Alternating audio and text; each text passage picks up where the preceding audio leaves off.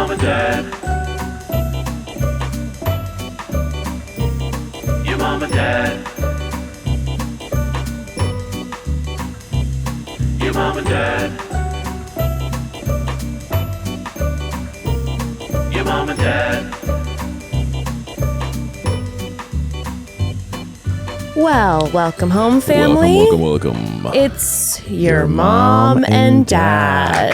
Clap it up. Family, right now in this moment today, I am feeling sad and angry. And it's not because I'm devastated that Gary is gone, which I am. Devastated. I mean, one of the craziest exits of all time. It's like the most useless, crazy exit. I hated ever. it. How did producers not swoop Makes in and no change it? sense How at dare all. they do that to Gary? Okay, just because he doesn't know how to gamble, isn't that a positive? I mean, okay, but that's not what I'm sad about at this moment. And it's also not that Jeremy says that he can't stand the Goldens, which I am angry about. I feel like it was far more aggressive than that. But yes, I mean, it was insane to drop that. It's one thing to be maybe a little more specific about who, like, oh, this one person bothers me. This person drives me crazy. But basically to say I don't like old people. That's what he basically said. I can't stand the Goldens because of their effing monologues. I'm like, you mean the words of wisdom, or they're just trying to get to know you? Like they won't stop yapping. He's at like, me. you're not hot, so I don't want to talk to you. Yes. But that's not what I'm angry about. That I'm referring to. About. What I'm sad and angry about is that a little bit before we started recording this, I happened to stumble upon TikTok that apparently, they're changing the name of Karen. So as of right now, you know, when you're a certain way, you're referred to as a Karen. Well, because the Karens are getting older and now we have problematic millennials and elder millennials, they're like, we need a new name for the younger version of a Karen. And apparently the name that everyone's saying is gonna be the new Karen is Jessica. Okay? My life is over. I will Jessica. say, and I know I go by Jess, but you know now all the Jessicas are going to start going by Jess or Jessie, and it'll go from Jessica to Jess. It's all the same thing. Yeah. My actual name is Jessica. My life is over. I am in the market for a new name. So if you want to start throwing ideas my way, that would be helpful, because I can't do it. You know what I mean? If you're it's acting Jessica, like such a Jessica. Ooh. I can't. Now I will say, now my heart aches and burns for the cool Karens out there.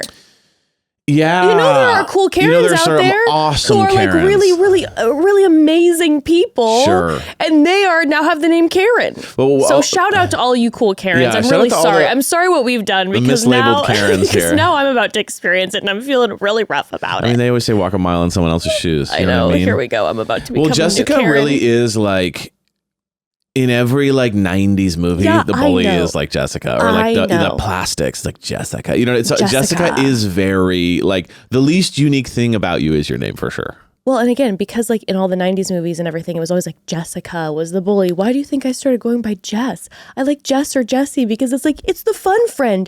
Right. It's Jess. Jess is always there for you. Jess has helped. Jess helps a lot. Jessie has pigtails and she's kind of like a fun-go-lucky friend. Jess Jess is always there for you. Jessica in all the 90s movies is the bully. Jessica. Like, what are you doing? Family, I am so distraught. You guys, it's your dad and Karen. My parents are about to receive a very strongly worded letter for their choice. I was going to say email, letter, like what, a text? Where are you going to go with this? Strongly worded letter. Handwritten? Handwritten because of their choice of going with the most popular name in the year of my birth. Because not only did they choose a name for me that when I was in elementary school, it would be me and 5 other Jessicas in the classroom. Yeah, so we just really go 1, 2, 3, 4, 5, and 6. Like, now it's the new Karen. They really did their version of like just Googling like, what is a good girl name? And they're just like Jessica. Anyway, that's like one of those. That's my grief today, which really isn't that big of an issue, Babe, but for me, it's really. No, I get it. There's something there. And you should be pissed about it. You could go by your middle name. I guess maybe I will. You could go that world. You know, I did ask my parents to let me go by my middle name. And they weren't having it. When I was in about 2nd grade, I actually wrote a handwritten letter And I said, I would like to formally be known. Actually, I said, like, can I be formally known now as Chrissy? Because my middle name is Christine. Right. I said, I will be known as Chrissy. Oh. And they said no. Right. So well, maybe I'll go by Christine. Was it one of those like rubber stamp ones? You know, the one that you melt the wax? Unfortunately, I didn't have access to that at the time. Yeah, okay, I could have seen you. Well, I would if I had access to it. It 100% would have like a royal decree. Of course. Yes. It would have been written on velvet and rolled out to them. You could have just done it. That's the thing. That is what's cool about being an adult is you can just one day just tell people. Yeah, my name is this. That's what I'm saying is I'm in without even legally changing. I'm in the market for a new name. Yeah. So I'm putting that out Crow there. Lady. Sure. Maybe I start going by Cofford. Maybe that I changed it to my legal name as Cofford. That's wild. I mean, that would be unique. You're like, what's your name? Cofford. But I have so many ideas now with like all the fantasy books that I read. Like you're gonna start. My new name is gonna be wild. God. Everybody, prepare yourself. It's gonna be like Scepter. But also, I'm taking suggestions. Okay. Comment down below what Jess's new name should be. Please do. Yeah, that's actually good. Comment down below.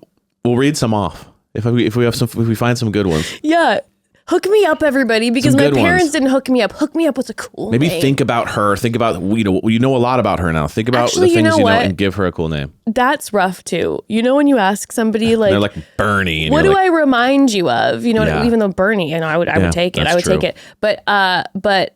No, when someone says like, what type of name I remind you of, somehow it's going to offend. it's like what celebrity do you look like? It's exactly like and that. Like, the other day really? I asked Ember, I said, Ember, I'm like, what type of name, like, what do I remind you of? And the names she shot to me were not, it was giving Karen. It was giving Karen. It made me kind of feel bad. And so I was like, you know what? So maybe not names that make you think of me. Hot names. Give me hot names. Like send hot names. Yeah, don't send what you think I should have. Send what you think I would like to hear. No, I want cool names. Cool names. Okay. Send me cool names. Gladiatoress. I was going to say, what's the name? Well, sounds a little weird. What's the name from Galadriel from Lord of the Rings? There you go. Yeah, thank you. I mean, it fits. It fits. Okay, family. Enough about me and my woes. Enough about me and my woes. We're here today to discuss episode 6 of Bachelor in Paradise, where money changes everything. And I have some opinions about what's going down and also I think what's going to go down. And I'm interested, but I also don't know how I feel. Okay. I agree. I'm caught in the middle here a little bit. I'm torn as well. So let's talk about it. But first, family, let's take a quick pause. So listen, we are discussing reality TV stars who are staying at a gorgeous resort battling for love and money, but that's not real life, okay? You know what is that feeling when it's dinner time and you open your fridge hoping something magically cooked itself? Yeah, same. I feel that a lot. But guess what? We discovered Hungry Root, and it's basically the next best thing to a kitchen fairy. Hungry Root plans out your meals for the week based on what you love, your dietary needs, lifestyle, any personal focuses, and honestly, it just gets smarter every single time, whether you're gluten-free, dairy-free, focused on gut health. For me, I need anti-inflammatory foods right now. Hungry Root takes care of all that for me, which is just mind-blowing and so helpful, and it's delicious.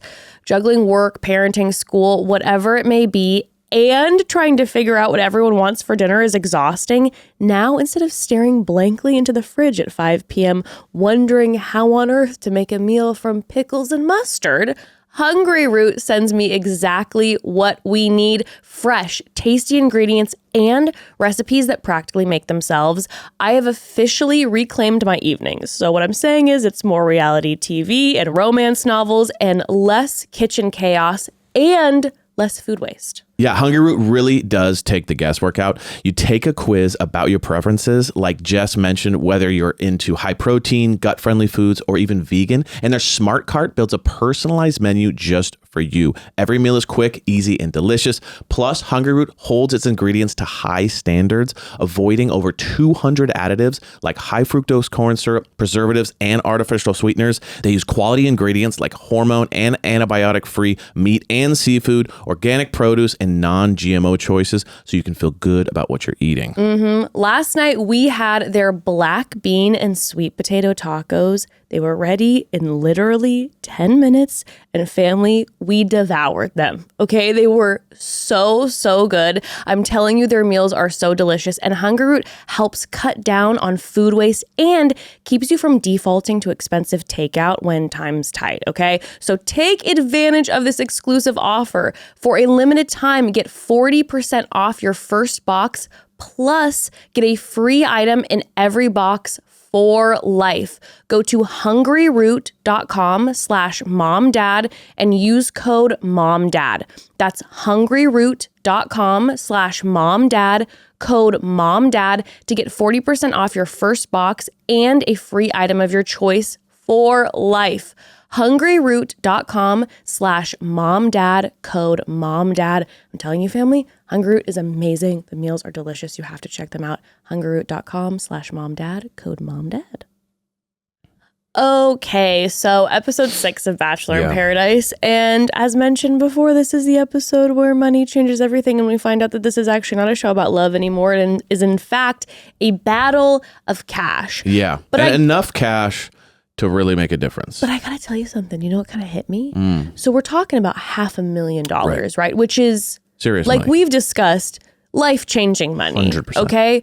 $250K each person. If it's something that they split, maybe it's going to be like someone can walk away with all of it and screw over their partner. Sure. So whether it be $500K, $250K, life-changing wild money, as you saw, all the contestants, because now that's what they are. They're not lovers anymore. They're contestants. Their minds were blown. Yeah. When Jesse said that number, they were all like, what? Yeah. Like, I thought I was going to be losing money on this show, hoping to gain Instagram followers to eventually make money. But what you're saying is I could make a lot of money. Like as in Parisa said in bed later, or when they cut to, she's like, I took a month or something off of work, and then I don't want you messing with me. It's like you're losing money. Yes. Well, a lot of people are also losing money because of the cost of clothing. Yeah. You're taking off work, you're buying all these new clothes. Or if you're an influencer, you're not posting ads, you're not doing all that stuff. So yes, losing money 100% in hopes, obviously, to like maybe grow your image and also find love, whatever. I mean, sure. Unless you're Kim. Kim was the only one that was like, wasn't Kim the one that was just like uninterested in money, could care less? This is about says love. he could care less about money.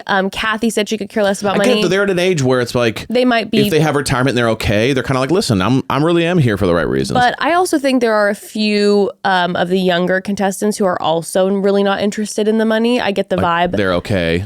Well, it's not even that they're okay, but they're just, maybe it's probably a combination of that they're okay, but that they're also very focused on the love aspect. Okay. Like, for instance, I think Kat is going to not give a shit about the money. She doesn't seem to be. And I don't know what Kat's financial situation is, but I do think she's pretty caught up in Dale, and we really see her for the first time, like, over all of our years. And I'm like, I actually think, like, Dale's got her. Like, she's really into him. And I think she would, like, sacrifice all the money for him. I think she's not there for the money. That's why I think the cat has been tamed. Indeed. I hated it, but yes. Take that. But Enjoy that's why I do think now that the tables have turned and it's about money, that Dale and Kat were the king and queen of paradise. Now, I think the king and queen of paradise are going to become Alicia and Sean. Because in the ITMs... Low love, high games. Well... Or not low love, I think Sean's like pretty obsessed with her. High obsession, high games.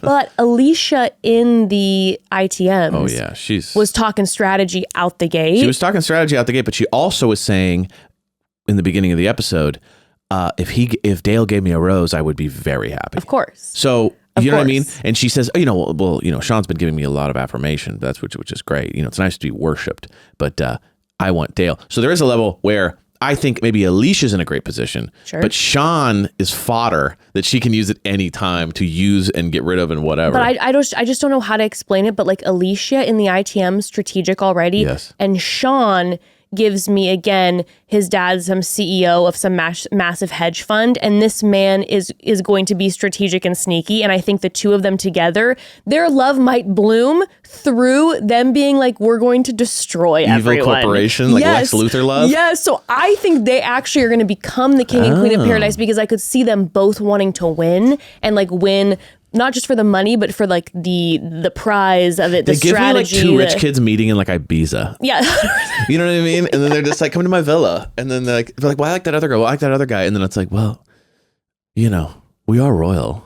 Let us, That's what I'm saying. Yeah. Okay. So I could see them now becoming the new king and queen of paradise. Jeremy thinks he's going to be the king, but guess what, Jeremy, my friend, you are going to be cut down soon because you are playing a sloppy game. Is Jeremy like the most unlikable guy of all time? I mean, he's really proven to be quite a character. He's really climbing the charts. But what I was going to say is this. Okay.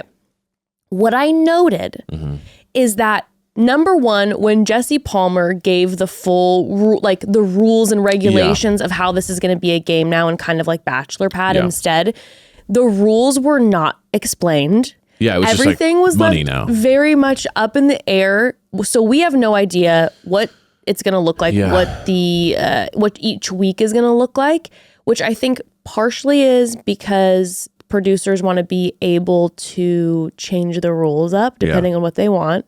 I also think it's partially because it's The Bachelor, and again, everything's always a little off. And so I think they just didn't explain it in a great way. But then the third thing I noticed is that Jesse Palmer said that you will all have the possibility of leaving paradise with up to $500,000. That is interesting you said that. I didn't really think about the up to. So what I'm wondering... Yeah, just like overtime money That's what I'm saying. Oh, well, you lost that challenge. There's 20 grand gone. Like, are they actually, is the show, because let's be real, the show hasn't been doing great numbers-wise for quite some time. Do they have $500,000 to throw around when we have bigger shows not throwing around? Love Island is only $100K, and that's a way bigger show. So what I'm thinking is maybe the producers and the corporation only has like $50K, but they're gonna say you could win up to $500,000, and each week they're like, oh, you guys messed up, so you only made this much 50, money. You lost 20. You know how Traders does that? Yes. Where they say you can win up to $250K, but it ends up being like 50,000 or like you 60. lost all these challenges. Yeah. So I think up to. You're right. I didn't even catch the up to. Listen, maybe up to means. What they're saying is like, individually, maybe you could walk away with all the money if you screw the partner over or whatever. I'm kidding. I think you're absolutely right. I think they're going to start deleting money. I have a feeling that they only have like $50K in the pot ready, and so they're gonna try to. They're gonna screw each other over like 10 grand, like after taxes. I mean, hey. No, I'll take it. But like people are gonna like destroy relationships and 100%. And I just think I genuinely believe that the show only has like a much smaller amount of money available for them, and they're gonna act like they didn't get it. I mean, and if that's the case, they could win up to $1 trillion. That's what I'm saying. You guys could win up to $1 billion. It's like if you are going to win your own private island. You guys, technically, if you say that, any show could say any number. Yeah, 100%. Unless there's some like legal thing where they have to have that much money. But maybe that's just like, we have $500 for like the the overall like money that we have for the show. So we're going to say that. We're just going to say it. I don't know, guys. Yeah, there's just something felt fishy. Something felt fishy about him, the way he said that, and how we don't actually have the rules laid out so that they can change the rules on us, because they're like, they're winning. They're like, we need to do some sort of thing where it deletes half the money. I think you're 100% on. Or this is just a last ditch effort to like get as many views as possible, and so they're just throwing all their money in the pot, the final pot. We'll see. But anyway, okay, so within the episode 6, which by the way, tune in next week. Sorry, random, but tune in next week on Wednesday for our next recap episode. So we have just this episode this week. Hope you enjoy it. Tune in next week on Wednesday for episode 7 recap of Bachelor in Paradise. But today's episode, we start out where they left us kind of on the cliffhanger right before the rose ceremony. And it's the men have the roses this time. So, Gary's not knowing who he's going to decide between Leslie and Nancy. Kim, all of a sudden, I thought it was pretty locked in with Faith because he had wanted to go on that date with her, but then he had the heart scare for a second. But now he starts talking to Nancy, and him and Nancy actually have a really... They bond over their partners and the deaths and all that, which is really intense. It was a really like powerful conversation. But it doesn't mean that they have a connection. You know what I mean? It's one of those things where it's like you're sharing extreme situations, but it doesn't mean that like you guys have a romance. I just thought it was a special moment with Kim. It was. Because I think with Kim, a lot of times we see this stuff that makes us a little cringed out. Sure. But to hear how he was talking about his wife who he lost and how she was like, you know, I had such a beautiful life. Like, why wouldn't I feel like, you know, smiling and positive till the end? It was I'm so very grateful. impactful and beautiful. It was very impactful. Hug was really sweet. Yeah. But those are kind of the question mark ones. But then we do have a moment that I do want to discuss quickly with Dale and Kat. Mm-hmm. So they're sitting together. It's confusing to me. I didn't really even understand it. Well, I think what's going on is this. I mean, I do understand it, obviously, but it was just such a weird way to approach it. Well, I mean, it's Dale. You know what I mean? It's like, I need you to open up to me more about the details of how you feel about it. What are you talking about? And he's like, there's another woman who is willing to go there with the detail. It's like, how do you know? You like hung out with her one time. You don't know anything about her. But what this is, it's a classic move. And I think a lot of... It's you, not me. I think a lot of men on reality TV do it. And I would never do this. What they do.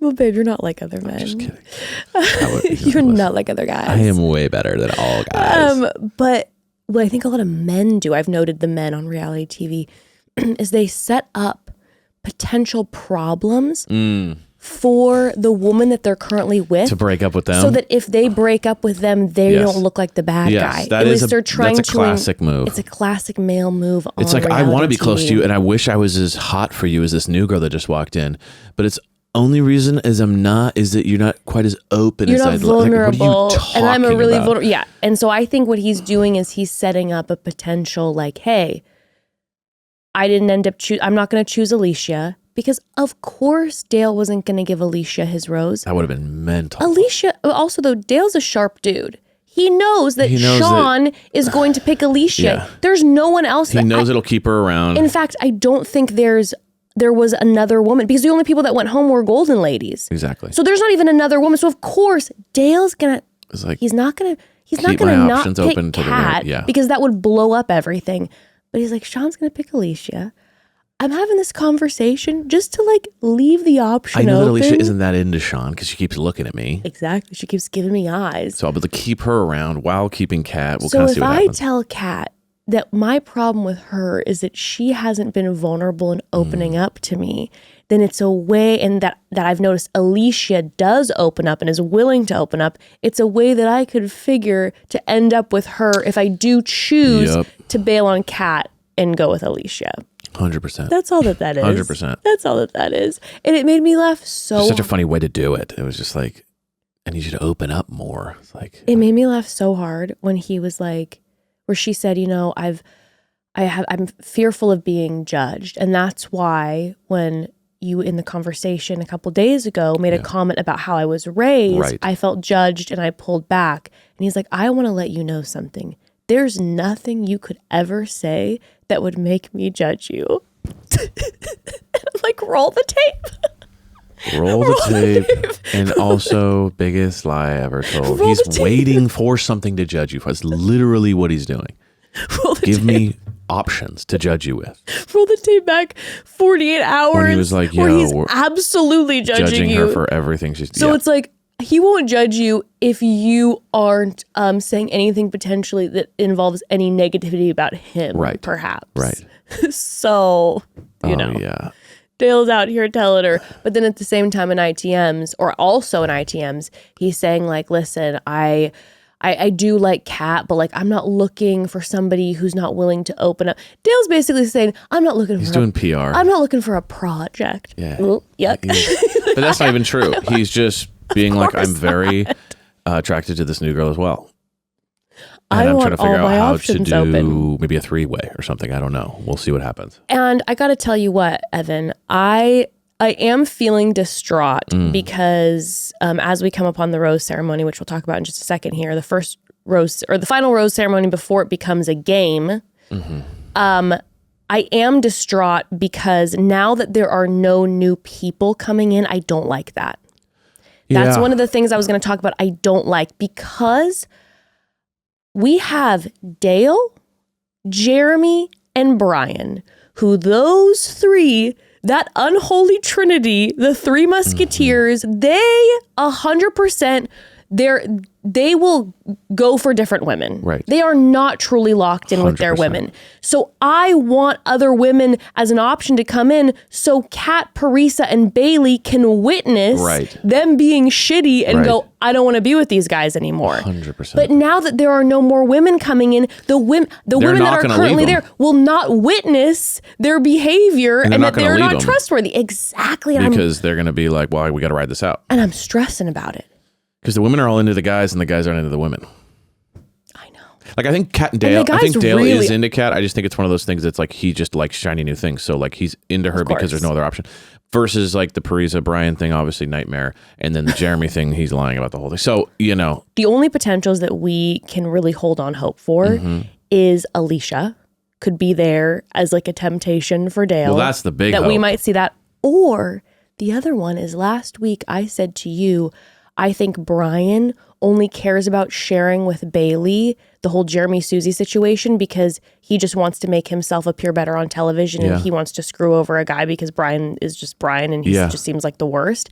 But there's also now a new part of me that I go, is Brian kind of interested in Bailey too? Oh, because he does keep talking about how great amazing she is. Right. And I'm like, are we going to find out in an upcoming game that Brian is interested in Bailey, and maybe then that's his other ulterior motive to try to screw Jeremy over by telling Bailey about the Susie thing?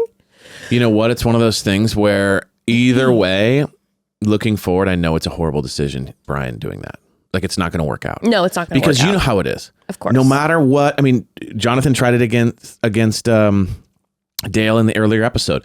No matter what you say to someone, if they really like someone, they'll always find a way to just go, well, they didn't mean it, or they probably forgive, or like, you know what I mean? There's nothing you could say. And then Brian gets screwed over, which I say, good riddance. So if Brian gets screwed over, great. But just go not ahead. a smart move to even try that. No, but I am glad that Bailey will find out. Yes, that does. At least there's an opportunity. The seed of doubt. But like I was saying, I mean, I'm just bummed that there's not more women coming in because Dale, Jeremy, and Brian would get their heads turned and go for whatever new woman comes in, even if they're not really interested in that woman because they're like, well, we're bored and now there's new people in here. No. So now it felt a little early to not bring in some new people. It's too early. And you can keep playing the game and bring more people in. 100%. And it's spicy. It makes it more intense. Or you bring in 3 people and then you can only pick one and just stuff like that. It makes it spicier and more intense. I'm like, come on, that was not a good call. Especially because there's not like a lot of tension between the rest of the cast. I know. It's not like they had to lock down and they all kind of still have crushes on each other. Alicia is the only one. It's the only one that can cause problems. And maybe Bailey. But Bailey's not interested. So locked in. But Bailey's not interested in Brian, so that's not going to. It's only going to happen with Alicia. Okay. Well, anywho, okay. Let's talk about this first rose ceremony. But family, got to take a quick pause first. So on Bachelor in Paradise, they talk about the VIP suite. But I'll tell you what, you want your whole house to be looking VIP, you need to check out Article, okay? I'm talking article.com, baby. You know we are obsessed. Seriously, every time we order from Article, it's like Christmas morning, except instead of toys, we are unwrapping furniture that makes us look like we have our lives together, okay? We've snagged everything from a couch so comfy, it's basically a black hole for productivity, to a dining table that makes it look like we have sophisticated dinner parties, even though it's mostly just pizza here. And we keep coming back to Article year after year because not only are the indoor and outdoor furniture pieces gorgeous and stylish, they're also top quality. They are durable. I'm talking standing the test of time with the busy family, but also the prices. Oh my gosh, the prices. Yeah, it's true. I practically have Article's website on speed dial at all times because I can't stop scrolling through their mid-century modern, coastal, and Scandinavian-inspired collections. Their pieces look amazing on their own, but the magic is how easily they pair together. As you know, I'm insecure about my lack of interior decorating skills, so I'm super grateful how mixing and matching is so effortless with Article, so our home feels cohesive and stylish without having to hire a designer. And like Jess said, these pieces aren't just pretty. You can feel the quality the moment you touch them. Solid, sturdy, and they've held up beautifully through the movie nights, the dinner parties, and let's be real, our little one doing musical theater performances on top of all of them. Yeah, it's full performance, Yes. Full shows every single night for years. And let's talk about the shipping. Article delivers faster than my mom texts me Kay when she's mad, okay? Article offers fast, affordable shipping across the USA and Canada with options for professional assembly if you prefer a hands-off experience. And their customer care team is basically the Avengers of furniture help, ready 7 days a week to swoop in, offering knowledgeable support and even free interior design services to help you get your home just right. And don't forget Article's 30-day satisfaction guarantee. They're just simply the best, okay? Right now, Article is offering our listeners $50 off your first purchase of $100 or more. To claim, visit article.com/momdad, and the discount will automatically be applied at checkout. That's article.com/momdad for $50 off your first purchase of $100 or more. Okay, on to this first rose ceremony, which Jesse starts by saying, "Time is a funny thing." Creeped me out. Very creepy. I thought he was going to open a portal or something. It just was unsettling. Time is a funny thing. Dr. Strange. Step into this hole. Yeah, time is a relative. Time is a mystery. Time is an illusion. It's actually two parallel paths. You're just like, whoa, he's been watching a lot of podcasts. The men have the roses.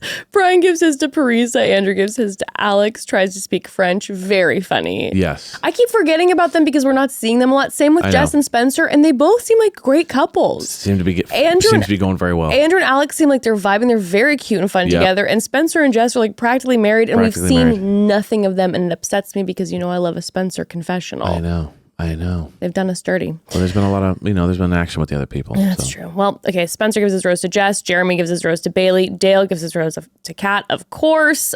Sean gives his rose to Alicia. He is obsessed. She's like down. Jonathon gives his rose to Lea. And April's like, Jonathon, return the favor. April's like, what the hell, dude? You don't have April knows Jonathon doesn't have a love connection with Lea, which we can get confirmed about later. And Jonathan's not even then gonna like hook April up and be like, you know what? Here. Nope. Listen. He's like, thanks for the rose a couple weeks ago, old lady. And he goes and takes off. That's what it felt like. It's just like, although I did think it was funny that like she said like return the favor because she gave it to him and was like, I want you to find love, and then she's like, never mind, give it back to me. Well, that's the thing though, return the favor so that she can find love. It was very funny. And then Keith gives his rose to Kathy. Now I am interested because Keith had said before that he was interested in getting to know Nancy and Faith. He was like, they showed up and he was like, ooh la la, ooh la la. But clearly there was nothing either for them. Or he thought that they were connected with other people, because he then says in his thing that him and Kathy, it's just like they're just good friends. Yeah. But then he's like, but you never know. Right. So he's playing the game. Yeah. He's hanging around. But I do love Keith. I know. He seems like such a nice guy. I think they're sweet together. I kind of hope that their friendship blossoms into love. I agree. Love us. Love us. Kim gives his rose to Faith. Mm-hmm. And Gary gives his rose to Leslie instead of Nancy. So I think, let's be real. His date with Nancy, he probably doesn't remember because he was hallucinating things with the cacao. It was cacao.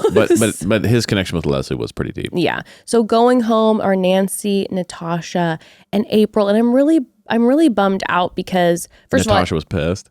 She was pissed at Gary. She's like, I love really, how she bro? goes. No, she goes, whatever. But the whole thing with Gary was like an illusion in her mind. I hate to be a mean person, but like her whole romance with Gary was a little bit in her mind. Like she chose him, she gave him the rose, and then everybody's like, "What? I didn't even know they liked each other." And then the next, I was just saying it was a little bit like in her mind blown out of proportion. She should have given it to RJ, but it was not blown out of proportion because if you remember correctly, Gary was between taking Leslie and Natasha on the date, and then he spent a bunch of time getting to know Natasha. And Gary's very flirty and playful. He's the Bachelor, baby. I think Gary makes you feel like he likes you more than it seems. I think anyone would sit down with Gary and be like, well, he's in love with me. Exactly. And that's one of the wonderful things about Gary. Mm-hmm. But I do think that Natasha, I get why she thought, but then when she said whatever, it was killing me. But I was super bummed out because if Natasha would have given her rose to RJ, and if April would have given her rose to Jack, exactly, these two would have still been couples. It would have been a whole thing that possibly percolating. Two been couples, and they could have gone into this fun money journey all together. And they're fun characters in this show. I was bummed. Yeah. I was bummed to see them go. I really was. But that's then when, of course, Jesse comes out and is like, everything is going to change. No new arrivals. All relationship tests coming for you. And sometimes the winners are going to make decisions. Sometimes the losers won't get roses to hand out. $500,000. Everyone's like, holy shit. I'm going to say this right now and make it very clear. I really hope, and I don't think this is going to be the case, but I am begging that we as the audience get to choose the winning couple. Let us vote like how Love Island votes. I want to be invested. I want to have a say in the winning couple who gets the money. Interesting. I want it to be a live finale where you have like your final 3 couples and we get to choose who wins.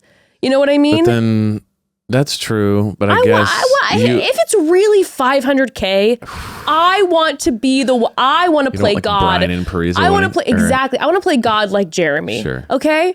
And I want to play God like Jeremy likes to play God, and I want to choose who gets the $500K and who deserves it. That would be interesting if they opened it up. That'd be great. Be interesting. Yeah. I feel like we'd be more invested. I agree. Which is what Love Island does well, because then we're like, no, we want to vote because we're invested in these people. Although it can go wrong sometimes. Sometimes people vote because just whoever they're pissed off that week, and then the good people go home. Who I want to win the $500K. Got it. You guys give her what she wants. And I want Gary and Leslie back. I know, that'd be nice. Okay, but then after they all find out about this the next day, I just want to make something very, very clear, have this stand out in everyone's minds for forever. Jeremy said in ITMs the next morning after Jesse makes the announcement, he said, me and Bailey are here to win the money. Right. He has said that. It is written. It is locked in. He said it with his face. It wasn't some like Frankenbit clip. He looked in the camera and he said, me and Bailey are here to win the money. I do not believe that about Bailey. Bailey is locked in with Jeremy. Jeremy is now locked in with Bailey because Jeremy is here for winning the money. Yes. So I just want everyone to just... Jeremy loves Bailey now because of the money.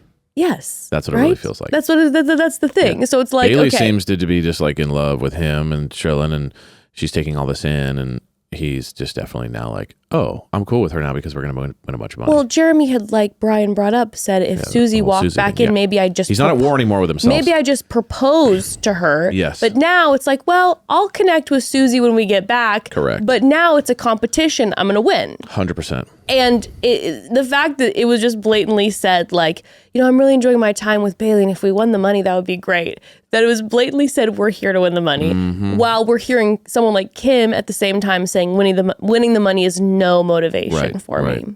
But everyone's panicking now, trying to sit down with each other and spend time asking each other a million questions to get to know each other, because they're like, we're going to have games coming up, which made me laugh. It's like, okay, we actually should get to know each other now. Right. And what's your favorite color? Not just... Brian's like, don't ask me that. Well, Brian. It might have been good. Guess what?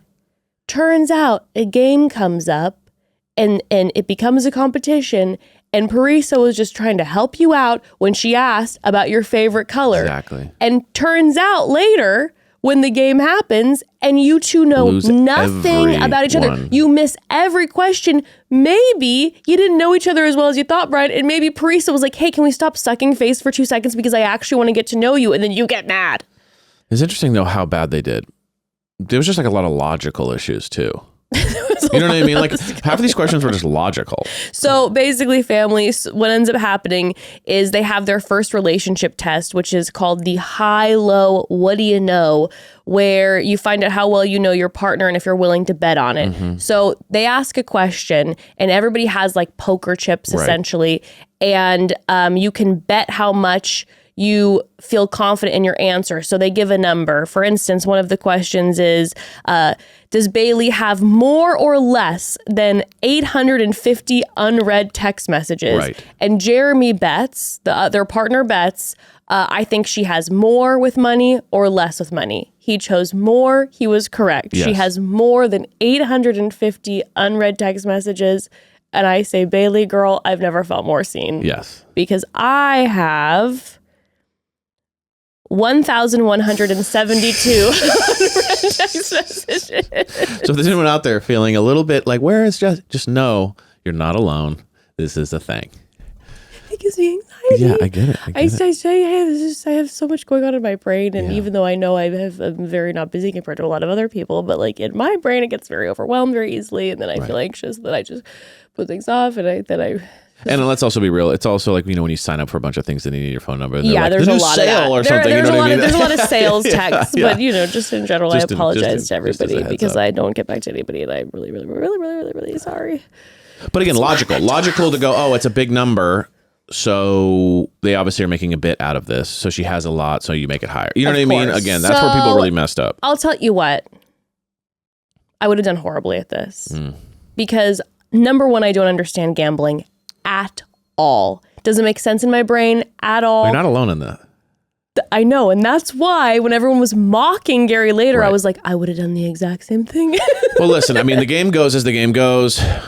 Basically, the whole thing is just about how Brian and Parisa miss everyone, which is hilarious. They know nothing about each other. Nothing they about don't each show other. even like a lot of the others, but like they just show some of them, and it really becomes about the Jeremy doubling his thing at the end with the question. Yeah, so we have like our top 3 contestants, and Jeremy decides to go all or nothing, and everyone gasps. By the way, you can tell by Bailey's reaction, Jeremy does not consult with her. No. Which is huge because the way that this game is going to end is the very top couple is going to go on a date, and then the top woman is going to have the power to hand out 2 roses to 2 of the women, which inevitably gives them the power, the top couple, to send a couple home. Right. And the bottom 3 people are at risk of leaving Bachelor in Paradise altogether. So Jeremy pulling, by the way, this wild risk when they're at the very top and they could have just stayed safe. He pulls a wild risk, which could have, if he was wrong, put them at the very bottom, risk of going home.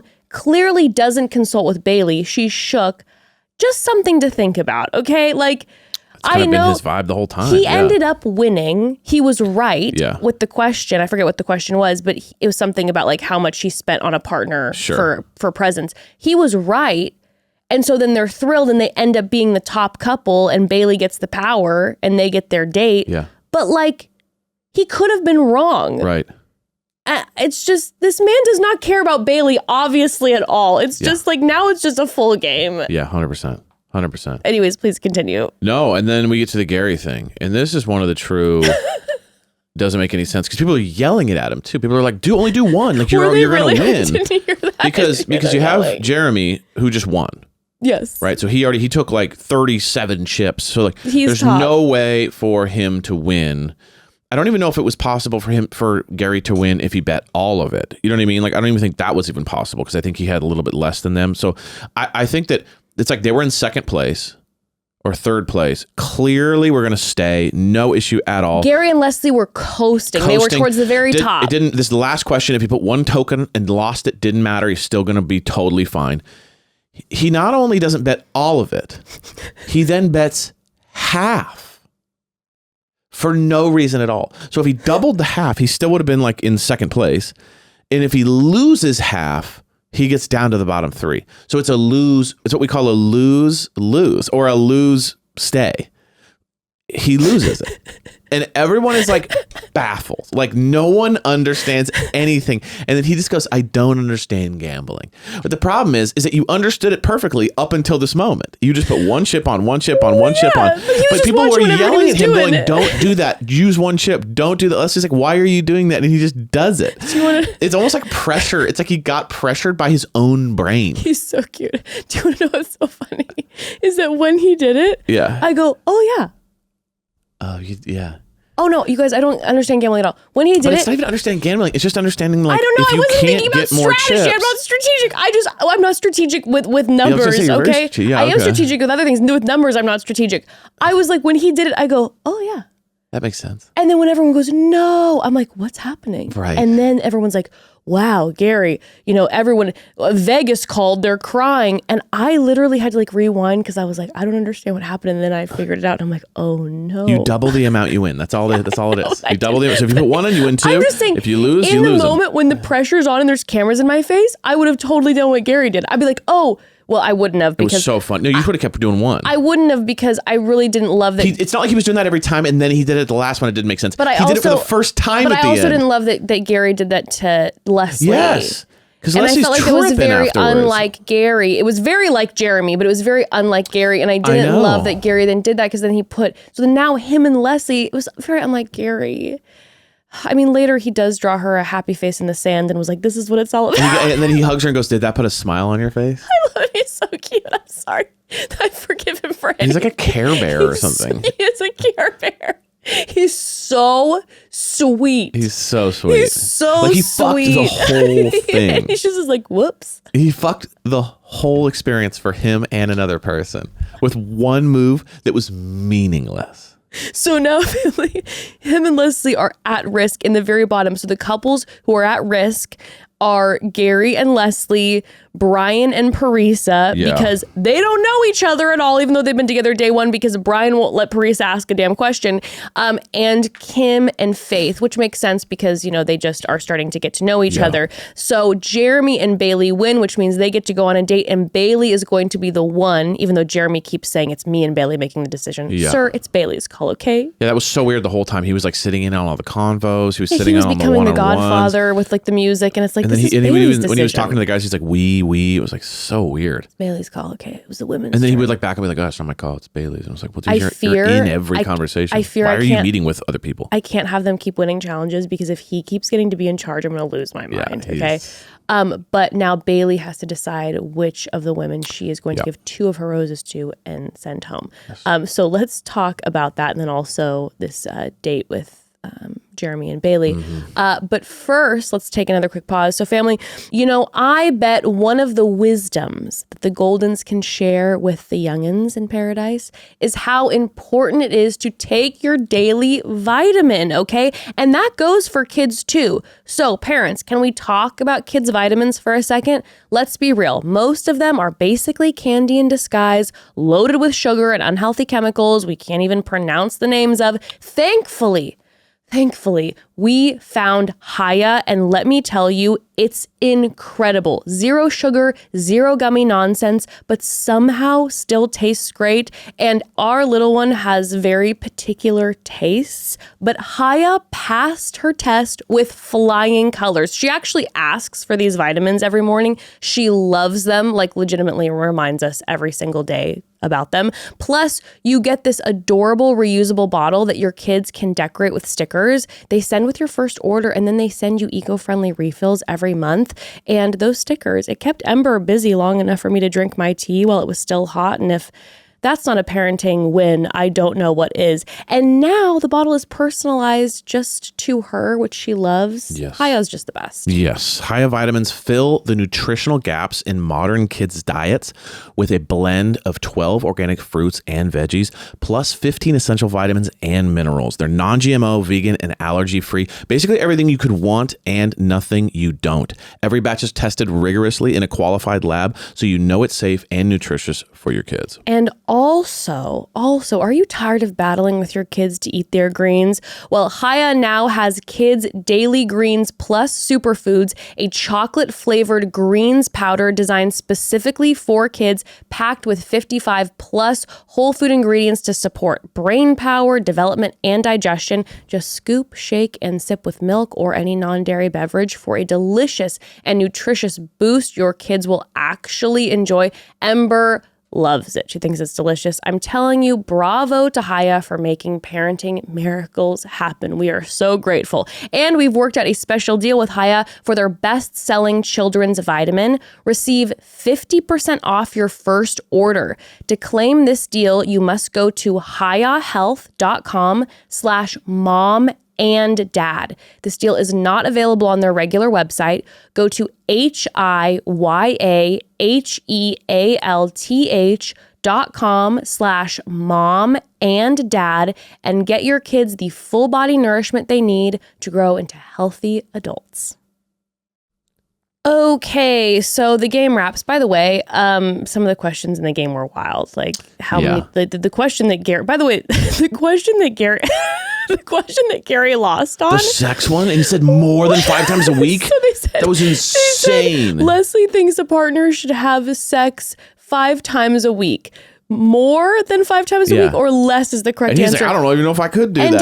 He did a half stack more than 5 times a week. And I'm like, hey, listen, to each their own, everyone. But my God, who's having sex more than 5 times a week? That was crazy. I guess maybe when you first meet somebody, but like, again, no, everybody. But again, and of course, they're like, has he had sex more than 100 times in a day? He's like, more. It's like he wrote that question himself. But like, it was just more like, dude, logically, not only did it make no sense for you to put more stacked on it, but then for you to think that she's going, by the way, I'm putting it out there that people should have more than 5. And it's like, logically, it just doesn't make sense. But did you hear then what sent me over the edge? Is that as Gary is walking away with Leslie, he just they're now in the bottom.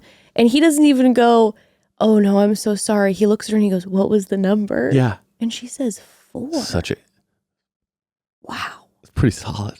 I mean, that's pretty good, dude.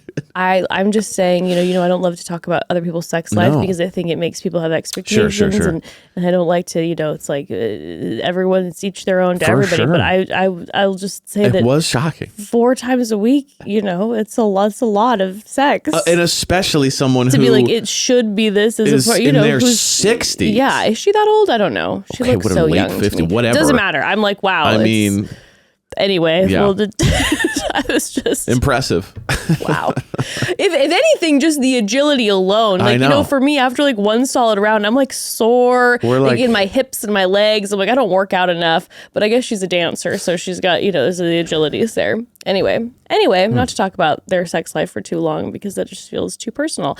But here we go. Then we have Jeremy and Bailey's date. Yeah. Which all I could think about the entire time was Bailey still doesn't know he called Susie, which is wild.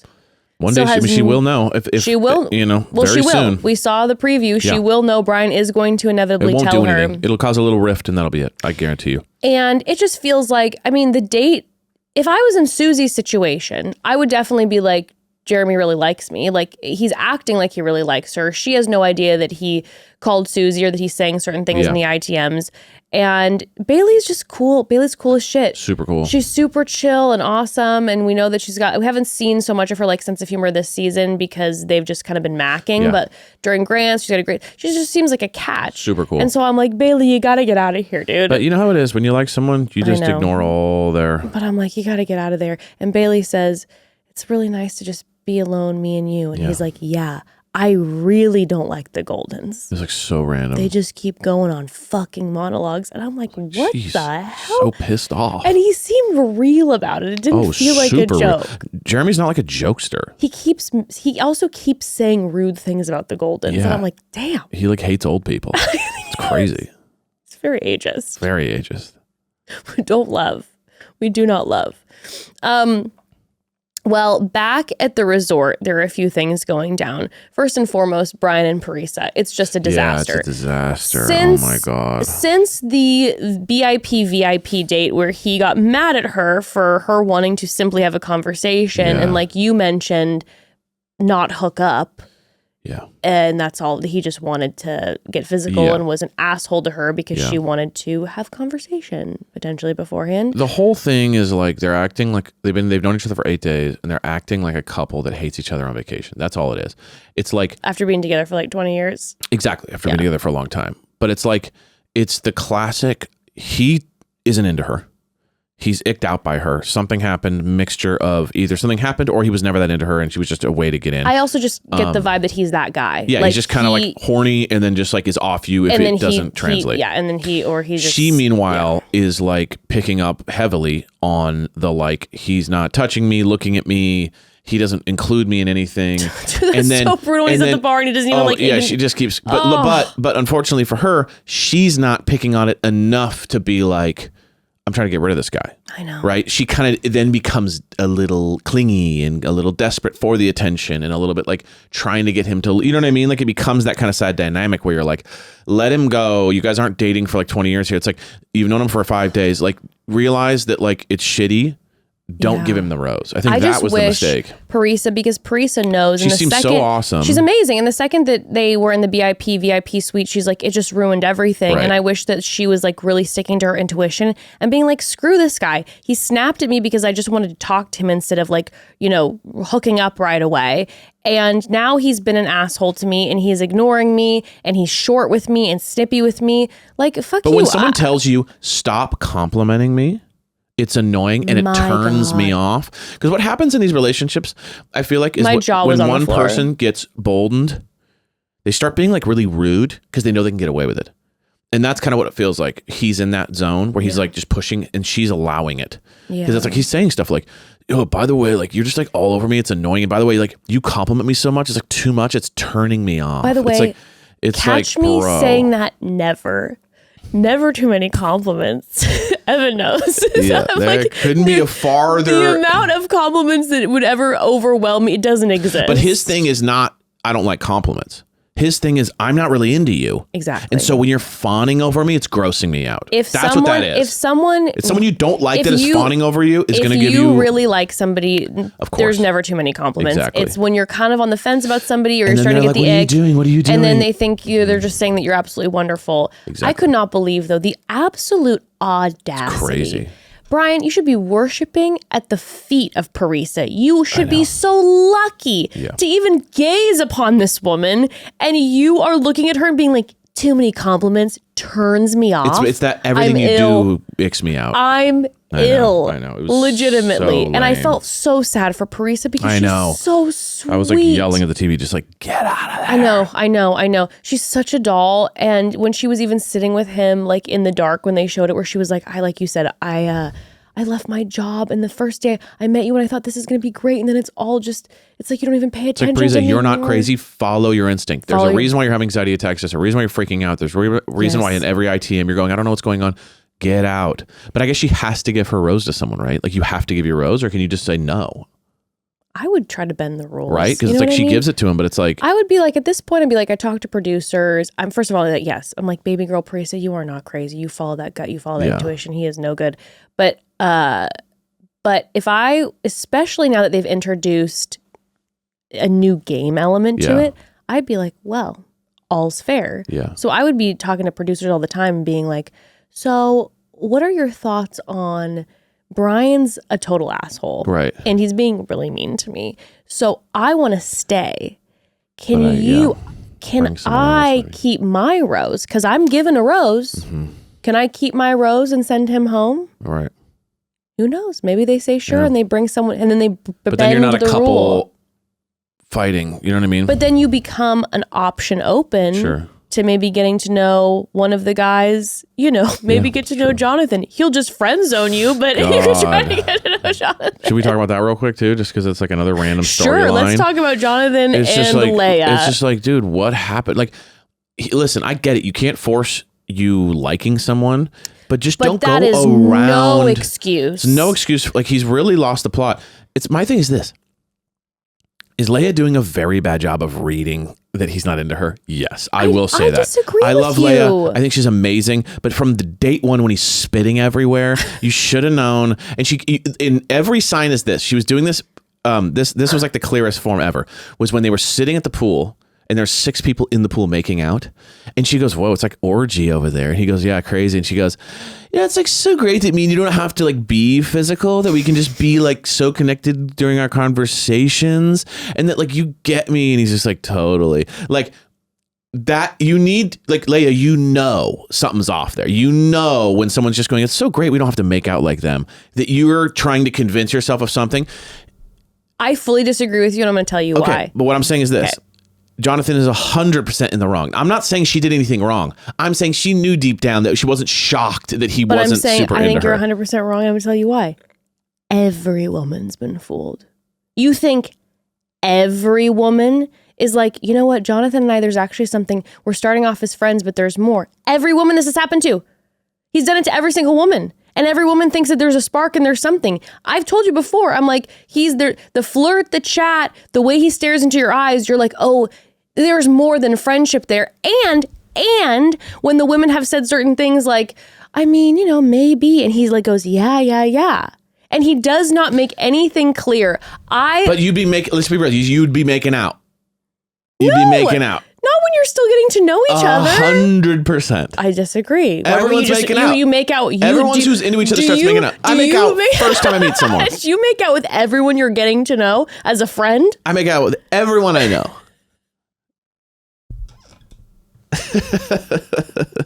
No, but what I'm saying is like, if you're into each other, you will make out fairly quickly. That's far like when the pool's full of people that are making out. Maybe. You know what I'm saying? Maybe not. Some people aren't as touchy-feely. BS. It's the same thing. It happens every time. It's just like in Love Island when it was like, when she was like, me and Taylor, it's really great because we don't have to focus on the physical. Then he meets a new girl and they're physical day one. You know what I'm saying? It's just, it is the way it works. Well, you know what? So you're God and you know everything. No, it's called sexual attraction. In the beach, you're like in bikinis and bathing suits. You're gonna be like on each other a little bit. Or, rumor has it you would. Rumor has it. All right, next. So yes. The fact that he's still here is wild. I mean, the fact that he's still here is truly incredible. So basically when he's by Lea and she's looking absolutely gorgeous and Jonathan's like, I called her a hoochie mama. And then Kat's like, that's not why you shouldn't say that to her. And first of all, the whole conversation it was just very uncomfortable. I didn't like it. So and then he's like, well, I wouldn't say sexy. They were wasted, by the way. Were they? Oh yeah, they were wasted. Because it started with Sean being like, you're so beautiful, Lea. I would paint you like a French model. It was like so weird. It was like, he's like, that's what I mean. And then Jonathan seemed drunk too because he's just like, no, everyone says sexy. Everyone just seemed wasted to me. Okay, I didn't notice that. It had that energy. Maybe not wasted, but drunk. I feel like I always miss when everyone's drunk. It had drunk energy to me. I'm like, everyone's just it's sloppy. Normal to me. Sloppy combos. But then when Jonathan's just like, I wouldn't say sexy because we're friends. And Kat's like, well, but you're potentially going to be more than friends. And he goes, what? Yeah, No. Like, ugh. It was like it was way, that's what it was like, Jonathan, we've been trying, we've been fighting also, for you. I'm like, Jonathan, like, come on, dude, I'm so bummed. I'm bummed out about it. I'm sorry, Jonathan, look at me in the eyes. You're bumming me. I'm bummed out about you. There's only one true love for him. Okay, I'm upset about it. You have not been treating people with pure honesty and how they should be treated. You're treating it like a game, and it's not okay to go around and tell other people that you're not into somebody and then like lead someone else to believe that you are. It's not okay. It's not nice. It makes someone feel bad. Who was he talking to? But he's in love with Kat. Exactly. Yes. He's telling Kat. Unfortunately for Lea, he's seen the golden one, who is Kat. He's insanely attracted to her. Logic knows no bounds. Logic has gone out the door. He doesn't realize he doesn't have a shot with her, and he is completely By the way, I think we're the transfixed. only ones who are thinking this because I haven't seen this online at all. No, I think he's completely obsessed. I think he's like, totally that's my obsessed with dream Kat. girl, That's why but he's there's no trying option. to mess up Dale and Kat's relationship, which I'm down for. 100%. Mess it up. But like he is, and that's why he's opening up to Kat always about like, well, I don't really like her because he wants to He's make like, just sure. in case you ever thought for a minute, exactly. He I'm wants not to that make into sure her. that Kat knows that Yes. he's emotionally He didn't tell available. anybody else this. And the only other person now that I'm starting to have a question mark about, by the way, is there was a moment where he was talking to Alicia, which she serves Kat. Yes. And while he was talking to Alicia, he's like, but like all's fair, so you can keep chatting with other people. And I felt like he was trying to let Alicia know, like, hey, you could flirt with me, but she took it a different way and was talking about then like, batting back and forth between Sean and Dale. I think we're going to see in some of these upcoming games that Jonathan is going to show interest in Alicia. Okay, I love that. I think that makes sense. And it's going to enrage me because sweet Lea is just like, now I'm stuck with Jonathan. And by the way, I loved that Lea pulled him immediately and goes, by the way, what's this about? Why am I hearing this? Why am I the last one to hear it? And be direct with me. I'm a straightforward person. Be direct with me. And he's like, well, I don't want to say that there's never a chance, but if you need an exact answer, no, I'm not attracted to you. And Leah's like, bye. And when we got to the rose ceremony and Lea handed him the rose and she just says, you're welcome. But that was another one. That was another one you wish you could not give your rose to someone. I know, but iconic I know, behavior. that was great. That was so iconic to look at him and smirk and be like, you're welcome. You're welcome. But now poor Lea You're is welcome. stuck with Jonathon, who she's like, he's not interested in me. And now I found out he was saying these things that are making me feel kind of shitty. Jonathon needs to go home. Okay, even though I'm sure he'll be great in the competition end of things, but he's had too many chances and too many opportunities. Now you can put Jonathon in the crowd with the other guys too, where it's like, when you really think about it, we have very few solid couples. Hey, what I'm going to say to you is when you think about it, the guys suck this season. I mean, Kim and Leslie. Kim and Leslie? Sorry, Kim and Faith. Gary? Kim and Faith, okay. Like Kim and Faith might work. Yeah. There's literally like a couple couples that might work. Other than that, it's chaos. But I'm saying the golden men are fine. Yeah. The golden men are fine. They had a couple moments where I was like, yikes, Keith. With Kim too, I'm like, with the April moment. But even I'm with like, Keith, we're like, we don't even know if they really like it. It's like I'm not even talking crazy. about if they like each other. You're just talking about how bad the guys are. I'm talking about it's truly insane. I'm talking about character. And what I'm Yes. saying is there were even a couple moments with Keith where I was like, wait a second, Keith, but we love Keith. Yeah. But there was some moments with Kim where the way he treated April, I was like, what? Okay. I was like, Kim, obviously we have Gary, who's the king of the world and we adore and love him. Gone. Gone. But like these Spencer, we love. I know. We love you and we stand. But other than that, these guys are acting like real shitty. All of them are sketch. It's bad when Sean is the one I'm talking about the least right now. It's bad when Sean's like, well, I mean, he was really into Alicia. He seems to be pretty focused on her, and he seems to be giving her a lot of confidence. It's very nice to her. When Sean's the template, we're in a bad spot. We're in a bad spot. Okay. Okay. So I want to talk about, like you brought up, Kim and Faith. Let's talk about Kim and Faith for a moment. But first, we got to take one more quick pause, family. So this podcast is sponsored by Nurture Life. Speaking of reality TV, parents, let's get real. Mealtime with kids can feel like an episode of Survivor. And spoiler alert, the toddlers always win. Thankfully, we discovered Nurture Life when our kiddo was a toddler, and it was a game changer, lifesaver, everything to us. Nurture Life is a meal delivery service that brings nutritious, kid-approved meals and snacks straight to your door, making life easier for busy parents. Designed specifically for kids aged 10 months to 10 years, their menu is filled with tasty, balanced, fully cooked meals ready to serve in just 1 minute. Okay, 1 minute. That is massive. And let me tell you this, when Ember was a toddler, she was really picky around new foods, and I was desperate for a good way to introduce her to a healthier variety of meals. Well, the first time that we tried Nurture Life, Ember was suddenly eating nutritious meals without the usual culinary negotiations and loving every bite. It was miraculous, okay? It was miraculous, and seriously, I have never been more jealous of what my kid eats. Like short rib pasta and mac and cheese, that's absolutely better than anything I could have made for her. And all of Nurture Life's meals and snacks are designed by registered dietitians, so I know we're serving our kiddo food that's good for them. Nurture Life is everything. Yes. It is everything. It's amazing. Nurture Life makes it simple to feed your kids balanced meals they'll actually enjoy. The first time we tried Nurture Life, Ember looked at me suspiciously like I was serving her broccoli disguised as cupcakes. But when she took one bite, her eyes lit up, and now dinner is like the easiest part of my day, which is incredible. It's actually wild. She's eating foods I've never dreamed she'd even try. So how does Nurture Life work? It's simple. Choose from more than 50 varieties of nutritious, balanced meals on their menu, from finger foods for babies and toddlers to kids meals for the older kids. Then Nurture Life does the cooking for you, and the fresh meals are delivered straight to your door in refrigerated packaging. Ember's obsessed. Last night she had the teriyaki salmon. Honestly, she's eating better than we are at this point. Yeah, that teriyaki salmon looked absolutely delicious. And by the way, they also have great snacks for the upcoming school year. Just saying, Nurture Life totally removes the stress of meal planning and cooking. And right now, Nurture Life is offering our listeners an amazing deal. So head to nurturelife.com/momdad55 and use code momdad55 for 55% off your first order plus free shipping. Again, that's nurturelife.com faith.com/momdad55 with code momdad55 for 55% off and free shipping. Even if you aren't a parent with young kids, you might have parent friends who struggle with mealtime. Make sure to share our code so our show gets the credit. Remember, put your little ones first with healthy meals from Nurture Life. Again, I am telling you, family, check out Nurture Life. Game changer, lifesaver, great meals for the kiddos. 10 months to 10 years. It's amazing. Amazing. Okay, so let's talk about the Captain Kim and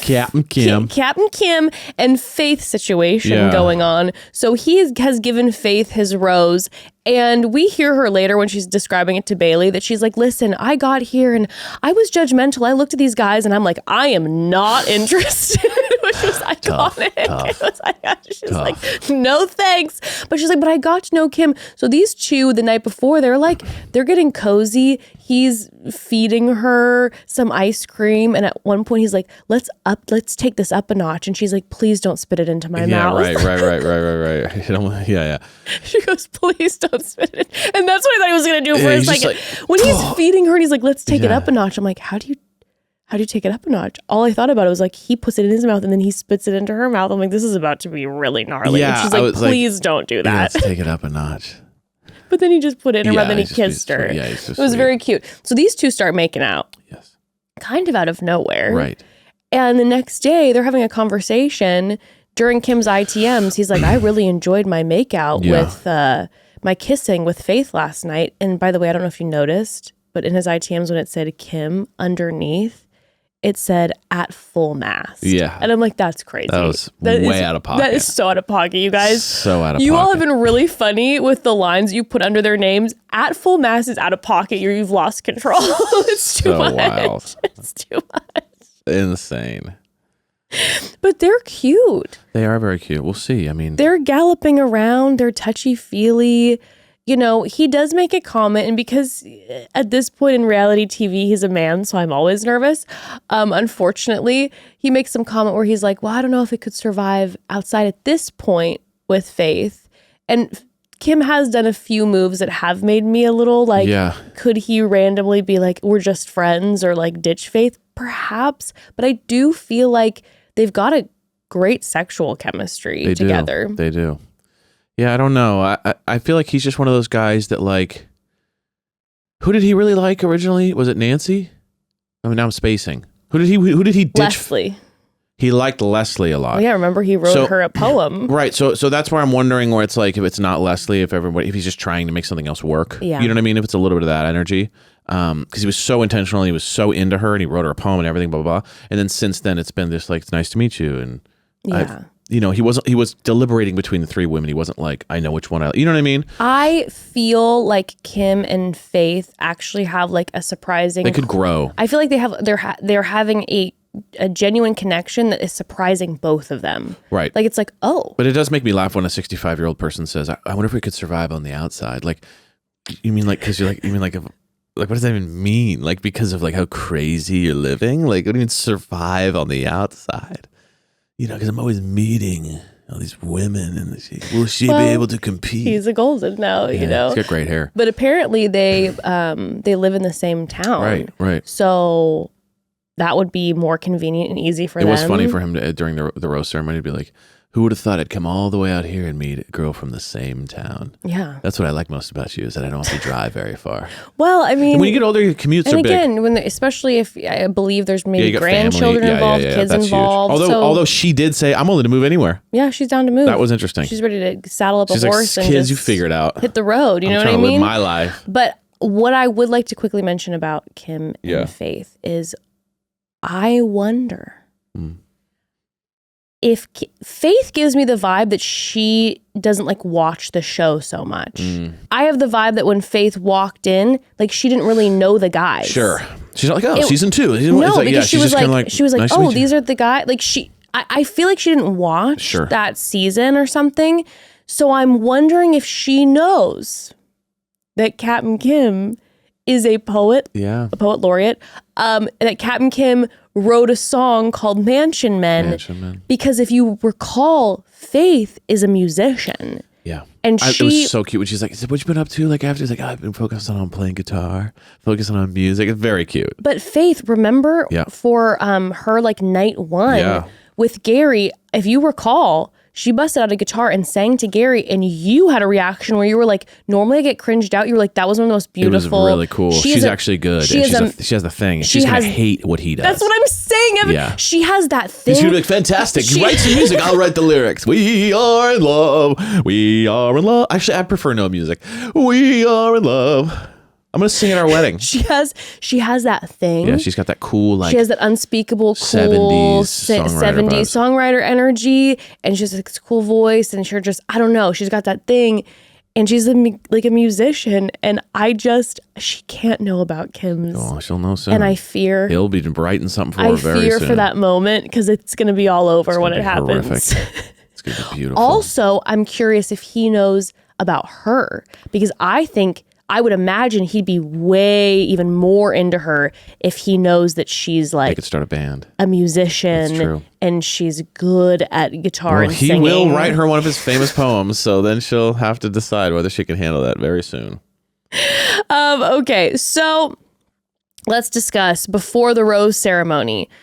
Bailey is having to decide between Brian and Parisa, Kim and Faith, and Leslie and Gary. And Bailey's feeling emotional because she's sensitive. She's empathetic and she cares. And I wouldn't want to be the one who had to make the decision. I'm like, I don't want to be the person to send people home. And everyone pleading is really sweet. You know what I mean? Like other than Brian, it's like everyone's really sweet. You know what I mean? Like everybody's like, yeah, I really want to be here. This means a lot. So I'm having a beautiful time. Kim and Faith sit her down and they're like, well, listen, we're kind of shocked, but we have this like crazy chemistry. And she's like practically sitting on Kim's lap, I think. And she's like, we've got this thing together and we do want to keep exploring it. And Faith did just walk in. She did just get there. So maybe there's a connection there and we really want, and that pulls on Bailey's heartstrings a lot. But then Leslie and Gary sit down with Bailey and Jeremy and they're like, hey, we've really been vibing, getting to know each other. And we understand if you don't choose us. But then Gary's like, hold on a second. I'm willing to scratch your back, which I feel like made me think that between the Goldens, if it was fully Jeremy's decision, he would have picked Gary and Leslie because Gary offered to play the game. Now, I don't know if he trusts Gary's game playing abilities after the whole gambling fiasco. Well, he hates him. He's a Golden. It's true. He hates him because he's older. But I think that Jeremy would want to choose that person. Yeah. Now, Parisa and Brian, that's then where it starts getting spicy because Brian is like, I got to turn on the charm and I got to make sure that I get this. And Jeremy's been talking over to the dudes and they're having like a dude coalition where they're trying to decide strategically what Jeremy should do, like it's Jeremy's choice. Jeremy's sitting there like a king, like it's his choice. And the guys are, saying, hey, maybe though Parisa and Brian, if they're gone, that's one of the younger couples who we don't have to worry about anymore. Yeah. Maybe strategically that's a better call. And so Jeremy's processing all that and then Brian comes and sits with him and Jeremy's like living for the power. Yeah. Jeremy's like, I don't know, maybe I'll send you home, maybe I won't. God. Jeremy's like, maybe I'll remember about the old car situation when you tried to make a fool out of me. Maybe I'll remember about that.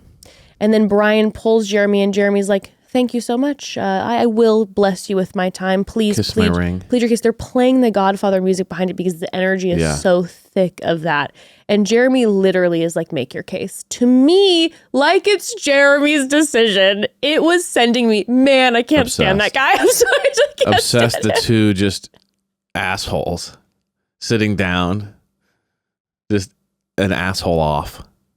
And by the way, it is about neither of them because Bailey has the flower. Bailey has the roses to choose Parisa. Yeah, so it's like, why are you two? Well, because they're both like, we're in control of our women. We're in charge. The women listen to us. I couldn't even believe it. Ugh.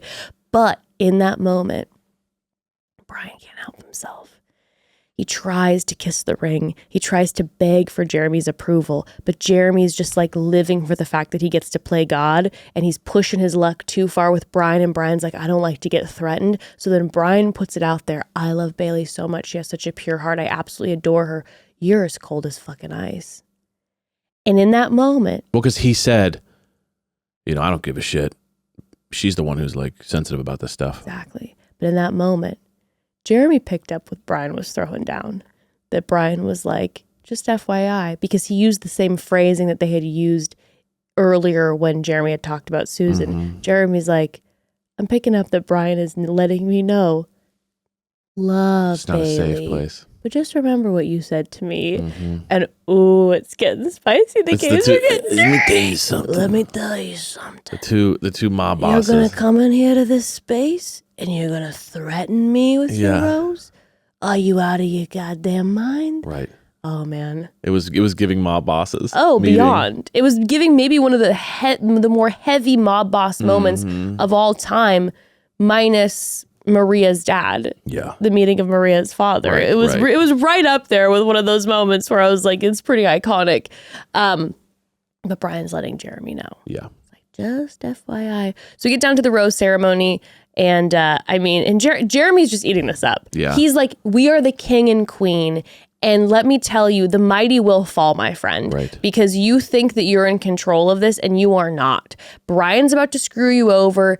Dale has his eyes. Now, is Dale's lady cat, is she someone who cares about the money? I don't think so. But Dale's competitive, and he talks about how competitive he is numerous times on the show. And really, Dale has both you, Jeremy, and Brian in his pocket. At one point, Dale and Brian are comparing wingspans. I don't know what they're doing, but Dale has Brian and Jeremy in his pocket. So, Jeremy, you are not. And Sean, I think, is going to be the secret king because he's collecting all the information and he's got the analytics going on. So you, my friend, are not the king, and the mighty will fall. So it's gonna be spicy. So during the rose ceremony, women have the roses. Bailey gives her rose to Jeremy. Alex gives her rose to Andrew. Kathy gives her rose to Keith. Alicia to Sean. Kat to Dale. Jess to Spencer. Lea to Jonathan. Says you're welcome. Everyone laughing. An absolute queen. And now Bailey gets to choose. The first person that she chooses is Faith, because she's like, I was moved by what you and Kim were saying.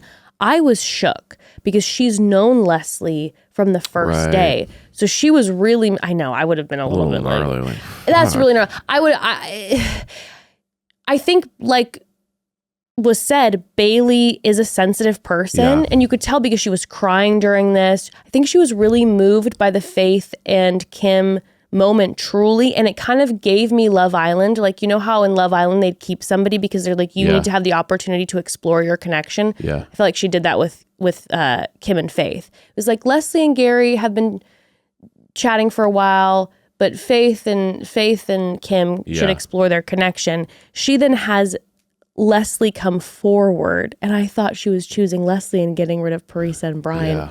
And she's like, that was brutal. That was like a brutal fake out. She's like, I was like, Parisa. I'm not choosing Bailey, you. No. That was brutal. I was like, Bailey, why'd you do that? Brutal. Don't have her come forward. You can give her a hug and tell her that you're sorry later. But Leslie now thinks that you're about to give her the rose. Super tough. Which means that Gary and Leslie leave. Gary's gambling fumble ruined it all because they would have been on top, Evan. His gambling fumble ruined. No, he ruined everything. He ruined just the gambling. Everything. So she ends up giving the rose to Parisa, which, okay, so here's my thing. I just wanted to make this clear. My thoughts. I understand in Bailey's situation, Bailey said that her and Parisa are friends. You're going to choose your friend. Yeah. And I totally get you're going to choose your friend. So I get in that situation, you're going to choose your friend. But I think if I had two roses, I'm going to give them to the Goldens.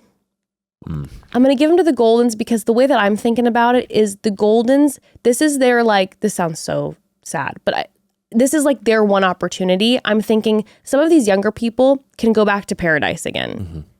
You know what I mean? It's more of a thing for the older people to travel here. They're probably not going to get invited to a paradise again. One of these younger people can get invited back to paradise. They also have big social media presences where they're making money. Some of these older people might not have, you know, unless they're like fully set up with their retirement.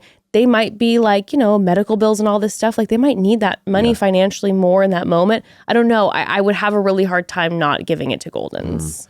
I think strategically it made sense to give it to Brian and Parisa. They're a bad couple. They're falling apart at the seams. I understand. They're I'm just saying. Empathetically, yes, you're correct. But game strategy wise, to win money, I think it makes sense. Let me make something clear. If I go on a show and I know I'm going onto a show to play a game, I'll be ruthless. Of course. But if I go on a show to find love and I've spent 15 days becoming friends with people, there's no strategy. Well, I couldn't be cutthroat. I'd be like, I want to love you, and I can't. But that's why this is going to be interesting. It's because they've split the brain to be like it's love and games.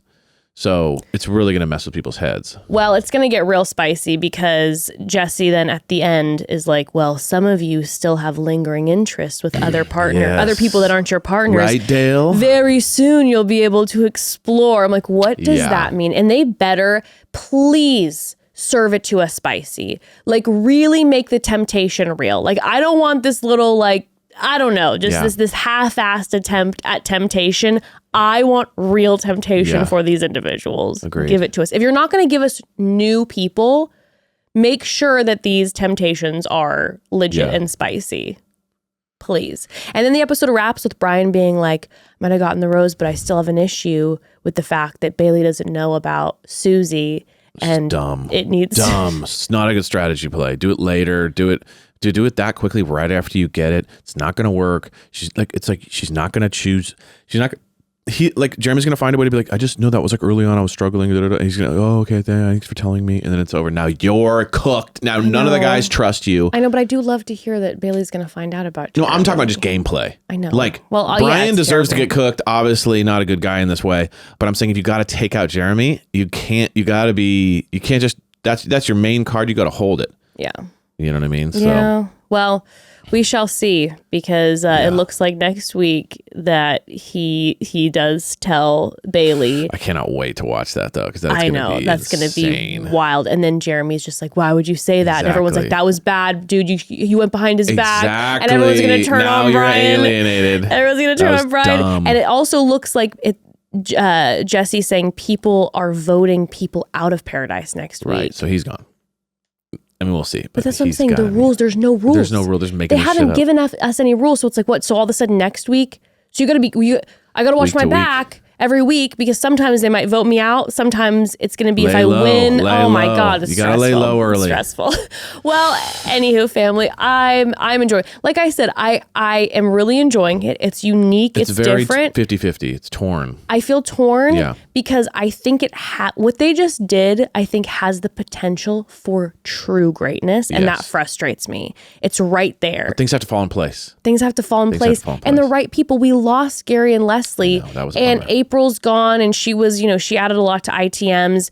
And I don't know, we had Susie there for a minute, Jill, some big players that they let slip through the cracks right away. Now, it depends on what you're looking for. If you're looking for love, we're not in a good place. If you're looking for betrayal and intensity, we are in a good place. All the guys aren't great. None of the women know how bad they are. Yeah. So this is ripe for betrayal and treachery. Which makes for great television, but it's so close. So I'm feeling torn because it's so close to being great. If they would be bringing in new people every week still, it would be great. I agree. Now, one thing I will say, great television. The money adds tension. The money adds anger, anxiety. Without the money, you're just kind of like cruising. But with the money, now people are on edge. Well, and now people are like going to stay in couples even though they don't care about each other. That's why I'm saying if we had people, it would be great. It would be great because then it would be true temptation where you're like, well, am I willing to risk the money? But this person just came in, this bombshell just came in and I don't know. And then I'm going to ditch this person. I don't know. We're right there. Agree. We'll see if it reaches true greatness other ways, but anywho, well, family, we love you so much. Have a great rest of your week. I'm going to go explore other potential new names for myself, different avenues. I'm going to check out YouTube comments at some point. Have Evan look at the YouTube comments in a few days to see what names you all will offer me. That would be absolutely fantastic. Again, remember, give her name she wants, not what you think she should have. I appreciate you all so much. And we will see you on Wednesday. Mwah. Mwah. Bye.